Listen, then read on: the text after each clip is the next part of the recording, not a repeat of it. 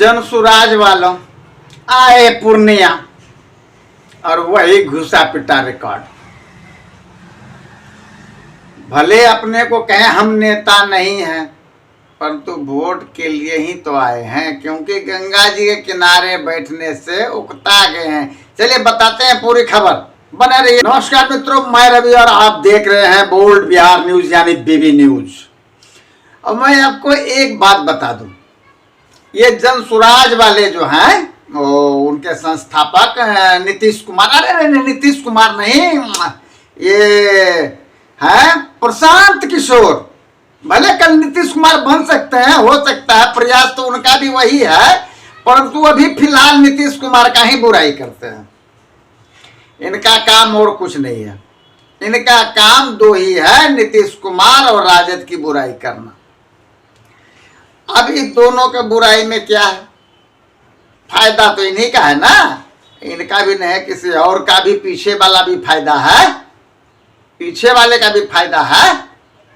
अब आपको एक बात बता दूं, ये प्रशांत किशोर जी पूर्णिया आए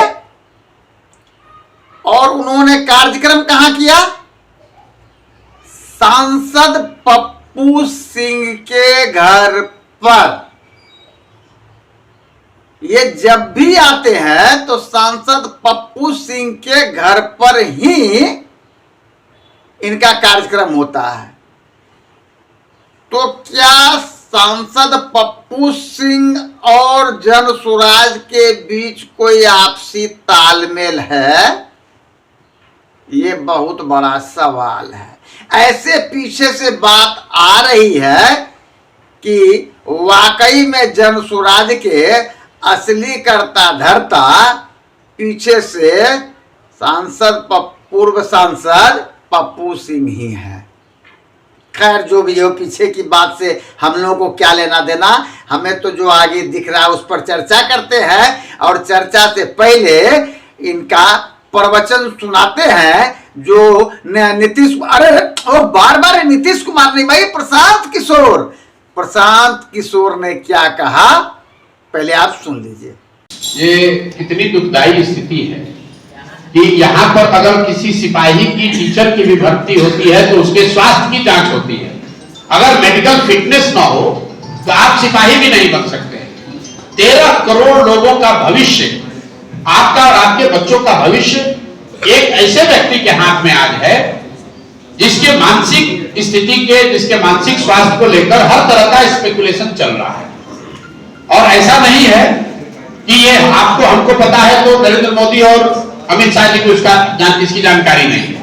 सबको मालूम है कि नीतीश कुमार शारीरिक तौर पर थक गए हैं और मानसिक तौर पर कहीं ना कहीं स्वस्थ नहीं है। ये बात हम नहीं कह रहे। सबसे पहले नीतीश कुमार जी के मानसिक स्वास्थ्य पर टिप्पणी उन्हीं के मित्र भाजपा के बड़े नेता सुशील मोदी ने किया। आप जाकर वीडियो देख लीजिए। नवंबर 2023 में विधानसभा के सामने सुशील मोदी ने कहा कि नीतीश कुमार की को मानसिक रोग हो गया है, गंभीर मानसिक बीमारी हो गई है। उसके बाद से तमाम नेता ये बात कहते रहे। हम लोगों ने जनसुराज में कभी किसी के व्यक्तिगत स्वास्थ्य पर उस पर टिप्पणी नहीं की है। मैंने टिप्पणी पहली बार जनवरी में किया, जब बीपीएससी अभ्यर्थियों के आंदोलन में सरकार से बातचीत के दौरान हम लोग को यह एहसास हुआ कि नीतीश कुमार को ज्यादातर बातें या तो समझ में नहीं आ रही है, कोई याद भी नहीं रह रहा। तो हम लोगों ने ये डिमांड करी है कि भाई ये रोज की चर्चा बंद हो। इसके लिए जरूरी है कि नीतीश कुमार स्वयं से एक मेडिकल फिटनेस का रिपोर्ट जारी कर दें। वो न करे तो कम से कम पत्रकारों के सामने आकर, कुछ नहीं तो अपने राज्य के जिला का नाम बता दें, मंत्री परिषद में साथियों का नाम बता दें। जहां तक हम लोग जानते हैं नीतीश कुमार अपने मंत्री परिषद के साथियों का नाम बताने की स्थिति में आज नहीं है, फिर भी उनको मुख्यमंत्री बना के रखा है। किसने रखा है? भाजपाइयों ने रखा है। कितने लोग बिहार में रहते हैं? जिन लोगों ने नीतीश कुमार को वोट दिया है, नीतीश कुमार की जाति के कितने लोग बिहार में रहते हैं? अगर लालू जी की भी बात कर ले तो लालू जी की जाति के 15-16% लोग बिहार में रहते हैं। तो क्या लालू जी को 15% वोट से आप बिहार जीत जाइएगा? ये जो बात आप लोग रोज फैलाते हैं, ये भी नहीं समझते कि आपको बिहार का कितना बड़ा नुकसान कर रहा है। आप कभी बिहार के बाहर जाइए, क्या गुजरात में जातियों की राजनीति नहीं है? 1980 में वहां पर खाम थियरी की बात होती थी, KHAM, क्षत्रिय, हरिजन, आदिवासी और मुस्लिम, जो कांग्रेस को वोट करता है। क्या खाम थियरी बिहार में बनाया गया था? कर्नाटक में वोक्कलिगा और लिंगायत की राजनीति होती है, तो क्या वो बिहार में है? कम्मा और रेड्डी आंध्र में राजनीति कर रहे हैं, तो क्या वो बिहार में है?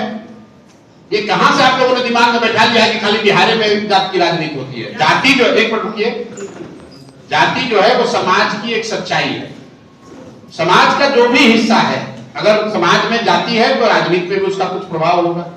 समाज में अगर हिंदू मुसलमान है तो उसका राजनीति पर प्रभाव होगा। अगर समाज में भ्रष्टाचार है, परिवारवाद है, तो उसका प्रभाव आपको राजनीति में दिखेगा। राजनीति तो समाज का आईना है, जो कुछ भी समाज में है वो राजनीति में भी दिखेगा। जाति एक बड़ी सच्चाई है, लेकिन जाति एकमात्र सच्चाई नहीं है। मुस्लिम जो है वो क्यों लालू जी को वोट दे रहा है? मुस्लिम की जाति और लालू जी की जाति एक तो नहीं है, वो इसलिए दे रहा है कि वो भाजपा को नहीं दे सकता है। इसी तरह बहुत बड़े हिंदू समाज में बहुत जातियां ऐसी हैं, बहुत जातियों के लोग ऐसे हैं जो भाजपा को या नीतीश को इसलिए वोट देते हैं कि वो लालू जी के जंगल राज से डरते हैं, उनका जातियों से कोई लेना देना नहीं। आप इतना सिंप्लीफाई करके बता देते हैं आप लोग, यहाँ तो सब जाति पर होता है। क्या प्रत्याशी प्रशांत किशोर ने जो भी बातें कही उसमें कुछ भी नयापन नहीं है, ये तो आप सबों ने देख लिया। बस वही राग है, वही आलाप है, वही वोट है, वही हिंदू मुसलमान है, और कुछ नहीं है। विकास का कोई भी आइटम इनके पास भी नहीं है। कह रहे हैं कि बदलाव चाहती है जनता, बदलाव चाहती है, 60% जनता बदलाव चाहती है। अरे भाई बदलाव चाहती है, पर किसको बदलें? अब का रोटी खाते खाते मन उगता गया, तनी कचौड़ी टेस्ट करे, परंतु कचौड़ी में तो नमक ही नहीं है। जी हाँ, क्या प्रशांत किशोर के पास बिहार की प्रगति के लिए कोई आइटम है? क्या ये विकास के लिए इंडस्ट्री की बात कर रहे हैं? बेरोजगारी को हटाने के लिए कोई इनके पास ठोस कदम है? कोई ठोस चीज है? कोई ठोस विषय नहीं है। ये केवल उकसा क्या रहे हैं कि आप अपने बच्चों के लिए वोट दीजिए, बच्चों के बेरोजगारी के। अरे भाई आपको भी वोट दे देंगे तो क्या बेरोजगारी दूर कर लीजिएगा? कैसे दूर कीजिएगा? इसका कोई आकलन सामने रखिए। ऐसी कोई बात सामने नहीं आ रही है। और बस कोई भी राजनीतिक दल जैसा भी हो, सभी वही ढाक के 3 पत्ते हैं, और उसी 3 पत्ते में से ये भी एक पत्ता है। भले ही अपने आप को अलग कहे, परंतु रणनीति तो कुछ और ही है। रणनीति ये है कि जदयू और राजद को छोटा करना और एनडीए की सरकार को बनाना। धन्यवाद। फिर